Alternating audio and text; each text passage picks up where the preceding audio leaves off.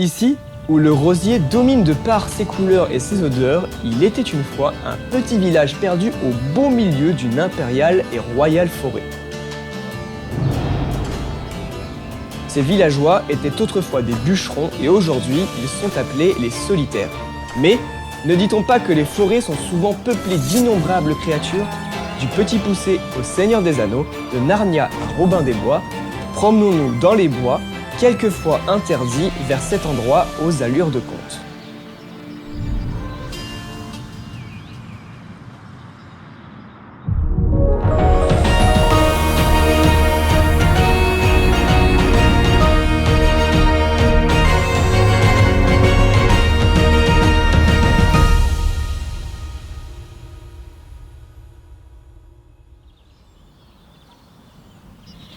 Salut à tous, c'est Mehdi, j'espère que vous avez la forme. Pour l'émission d'aujourd'hui, on se retrouve à Saint-Jean-en-Bois, qui est une commune de 316 habitants située dans l'Oise, en plein milieu de la forêt de Compiègne. On va commencer directement par la rue des Abbesses, qui aurait accueilli des villageois à partir du XVIIe siècle seulement. Mais je ne vous en dis pas plus, je vais laisser Gérald vous expliquer. Eh bien bonjour Gérald. Bonjour Mehdi. Enchanté. Alors effectivement, les premiers habitants qui arrivent ici, les premiers habitants laïcs, puisque l'on avait une abbaye au départ, ils arrivent au XVIIe siècle, milieu du XVIIe siècle, et il s'est fait à la demande du prieur de l'abbaye pour pouvoir évidemment repeupler un petit peu et puis aider aux travaux de l'abbaye. Et ça donc c'était à la suite d'un événement, qui est survenu lors d'un épisode de l'histoire de France qu'on appelle la Fronde. Mais du coup la Fronde, qu'est-ce que c'est exactement? Eh bien c'est un événement qui survient en 1652, ici précisément pour Saint-Jean-en-Bois, puisque c'est en 1652 que ce mouvement qui était donc dirigé de la noblesse, c'était un mouvement d'opposition de la noblesse contre la régence d'Anne d'Autriche et principalement son premier ministre qui était Mazarin, qui va d'ailleurs affecter le jeune roi Louis XIV, qui est très très jeune à l'époque, il est âgé de 13 ans. Et parmi les frondeurs, on a dans l'armée des frondeurs deux chefs de guerre. Le premier, c'est le Grand Condé, qui a été vainqueur à Rocroi en 1643. Mais on a également Turenne. Et c'est précisément un détachement des troupes de Turenne qui naviguait dans les environs, était un petit peu perdu, cherchait de la nourriture et puis certainement des valeurs à piller, s'est jeté sur l'abbaye et a ravagé, a pillé l'abbaye en ne laissant rien, pratiquement rien. L'abbaye ne s'en est pratiquement jamais remise. Purée. Donc les premiers bûcherons vont s'installer dans des maisons, à l'instar de celle-ci. Et donc on constate que ça fait un arc de cercle ici. On voit qu'il commence à bien véritablement tourner vers la gauche, parce que ces maisons, en fait, eh bien, elles ont leur fond de parcelle qui s'adosse aux fortifications qui avaient été construites au XVIIe siècle. Mais du coup, ces maisons-là sont historiques par rapport à leur siècle de construction? En effet, oui, il y a déjà le fait que ce sont parmi les premières maisons qui se sont installées ici. Okay. Donc ce sont des maisons de bûcherons. Et puis, donc, comme les laïcs ont commencé à faire partie de l'histoire de l'abbaye, évidemment, eh bien, là, effectivement, on peut parler de maisons historiques précisément dans ce cas. Et j'ai entendu dire que les habitants de Saint-Jean-en-Bois s'appelaient les solitaires. Et pour quelle raison? Alors ça remonte à la Révolution française. À la Révolution française, bien le village, il se trouve que le village s'était fait appeler Solitude. Et ce qu'il faut savoir, c'est qu'à ce moment-là, il y avait un fort sentiment contre le clergé, si c'est bien que tout ce qui avait une connotation religieuse ou même noble était rebaptisé. Mais, après s'être appelé Solitude pendant un temps, le village est redevenu Saint-Jean-au-Bois. Pourtant, ses habitants sont restés des solitaires. Du coup, il paraît que Saint-Jean-au-Bois, c'est un village qui est très florissant. Et du coup, est-ce que ça rend la vie plus joyeuse avec toutes ces couleurs et toute cette nature? Ah oui, en effet, avec tous les rosiers que l'on a et qui sont parsemés dans au bord des maisons. Ouais. On a également donc un chêne qui est vieux de 800 ans. Un chêne qui aurait été planté sous le règne de Louis IX, c'est-à-dire Saint-Louis, plus connu sous le nom de Saint-Louis. Au Moyen-Âge, en fait, le chêne, c'est le symbole de la justice sociale. Et puis, c'est également le symbole de la puissance et de la majesté. Même si le chêne a perdu beaucoup de sa superbe, puisque dans les années 1970, il a été brûlé. En fait, c'était un acte de malveillance. Ce sont des enfants qui voulaient brûler un nid de guêpes, qui n'ont pas trouvé de meilleure solution que des pétards pour les faire partir. Et puis en 2011, il y a sa branche principale qui est tombée. Mais il est toujours debout et il fait toujours ses 8 mètres de circonférence. Ah oui, quand même. Après, pour le coup, vu que vous m'avez dit ça, c'est dommage quand même qu'il a été dégradé, entre guillemets, mais c'est bien aussi qu'il reste au moins une trace. Oui, bien sûr, il est toujours debout. Ouais, c'est l'essentiel. Et puis donc, il y a ce jardin botanique. Et donc on y est actuellement là. Oui, on y est. Alors c'est un jardin qui a été créé en 2012. C'était à l'initiative de la commune de Saint-Jean-en-Bois qui voulait revaloriser le patrimoine naturel de la commune et également de la forêt de Compiègne en installant ce jardin paysager public qui est à la fois présenté comme ludique et puis donc pédagogique également, puisque vous le voyez, on apprend les différentes essences de la faune et de la flore également de la forêt de Compiègne. Et tout ça est destiné à un public véritablement large, puisque c'est destiné aussi aux personnes à mobilité réduite et aux personnes malvoyantes. On a plusieurs bornes qui sont traduites en braille et dont les inscriptions, les représentations, les dessins sont présentés en relief. Avec ces bornes pédagogiques, donc, on peut apprendre une multitude de choses. On peut distinguer les traces d'écureuils, des traces de sangliers, des traces de chevreuils aussi. J'ai remarqué que Saint-Jean-au-Bois était vraiment en plein cœur de la forêt de Compiègne et d'ailleurs on dit qu'elle est impériale et royale et c'est à cause de son étendue justement. Alors, son étendue, sa superficie, c'est 14 417 hectares, ce qui nous met donc, avec la forêt de Compiègne, au 3e rang des forêts domaniales gérées par l'État, les 3e forêts domaniales de France. On a une forêt qui a vu venir tous les rois de France et tous les empereurs. Pratiquement tous les rois de France et les empereurs sont venus chasser en forêt de Compiègne.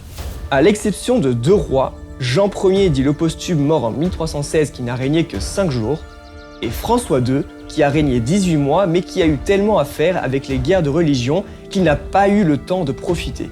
Longue vie au roi, dit-on pourtant. Cependant, ici, au royaume de Saint-Jean-au-Bois, un seul roi a véritablement rendu sa présence utile pour tous. Louis IX, dont le règne a duré 43 ans. Grâce à lui, le royaume a été réformé en profondeur, surtout en matière de justice. Avec la grande ordonnance de 1254, la justice des riches et puissants contre celle des pauvres a disparu pour laisser place à une justice égale pour tout le monde. Et du coup là on est vraiment dans un endroit atypique avec vraiment le pont-levis et la porte fortifiée et je trouve vraiment qu'on se croirait un peu dans un décor de film. Oui, en effet, c'est tout à fait ça de toute façon, puisque on voit même dans le contrebas ici du pont-levis un ancien lavoir. Ça a été le premier lavoir qui a été installé ici lorsque le village s'est installé à la place de l'abbaye. Mais en réalité, toutes ces fortifications que vous voyez là, on a un vestige très important de porte fortifiée ici. Ce sont les fortifications de l'abbaye. Les fortifications de l'abbaye qui ont été installées pour protéger les moniales qui étaient installées à l'intérieur, parce que là on est en pleine forêt de Compiègne et l'endroit n'était pas fermé à l'origine, ce qui fait que les pillards, les bandits pouvaient très bien s'introduire et puis aller se servir dans la ferme de l'abbaye. D'accord. Et puis évidemment avec la guerre de 100 ans, la grande peste, tout ça, ça ne s'est pas arrangé, tant et si bien qu'au XVe siècle, on a été obligé d'installer des fortifications avec des murs garnis de créneaux, de merlot, ouais. Et on avait également donc cette porte fortifiée qui marquait l'entrée principale de l'abbaye, avec, vous le voyez, des tours ici, et donc c'est des restes de machicoulis que l'on voit au-dessus de la porte, okay. Qui, un peu comme on en voit donc, sur les châteaux, les châteaux forts, comme à Pierrefonds par exemple. Mais du coup, avec tout ça, on s'attendrait presque à voir un château de contes de fées caché derrière le rempart en fait. Alors, un château, on en a un effectivement sur le territoire de la commune de Saint-Jean-au-Bois, mais c'est plutôt un château, il faut considérer comme une riche demeure. C'est pas un château fort du tout, rien de fortifié, mais je vous en reparlerai un petit peu plus tard. Non, ce que l'on a véritablement ici, c'est à l'origine une abbaye qui est fondée en 1152 par la reine Adélaïde de Savoie, qui était la veuve de Louis VI le Gros, et elle avait été installée ici pour accueillir des moniales, des femmes, des femmes. C'était un couvent de femmes. Et cette fabuleuse abbatiale, comme en témoigne du coup son architecture extérieure, elle a été conservée dans son intégralité? Hélas, non. Non, il ne reste en fait que l'église abbatiale, dont on voit ici la façade occidentale, et la salle capitulaire, comme on le voit ici, cette salle capitulaire. Alors une salle capitulaire, c'est une salle où, d'ordinaire, la communauté de chanoines ou la communauté de religieuses, qu'on appelait le chapitre, se réunissait. C'est pour ça qu'on donne le nom de salle capitulaire. Ça vient de chapitre.